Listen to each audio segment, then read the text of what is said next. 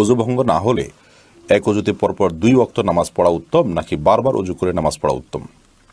বিশেষত শীতকালে প্রশ্নের প্রাসঙ্গিকতা বেশি। খুবই সুন্দর প্রশ্ন।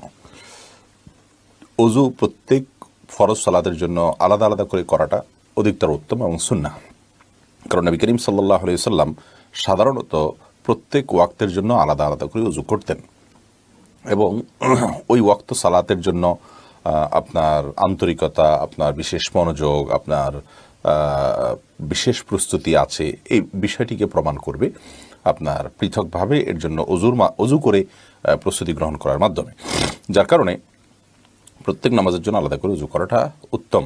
তবে এক অজুতে একাধিক ওয়াক্ত সালাত কেউ পড়তে চাইলে সেটাও জায়েজ আছে। নবী করিম সাল্লাল্লাহু আলাইহি সাল্লাম সেটিও করেছেন, বুখারীর হাদিস থেকে বোঝা যায়। ওমর রাদিয়াল্লাহু তাআলা আনহু জিজ্ঞাসা করেছেন, ইয়া রাসূলুল্লাহ, আপনি তো সাধারণত এরকম করতে দেখি না। তখন নবী করিম সাল্লাল্লাহু আলাইহি সাল্লাম বলেছেন যে এটা আমি ইচ্ছাকৃতভাবেই করেছি।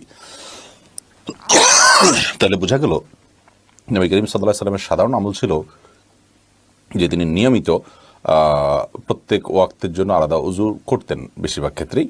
তবে মাঝে মধ্যে এক অজু দিয়ে একাধিক ওয়াক্ত পড়তেন। অতএব এক অজু দিয়ে কয়েক ওয়াক্ত সালাত আদায় করলে তাতে অজু নামাজ হয়ে যাবে, কোনো অসুবিধা নেই। উত্তম হলো পৃথক পৃথক অজু করা প্রত্যেক ওয়াক্তের জন্য।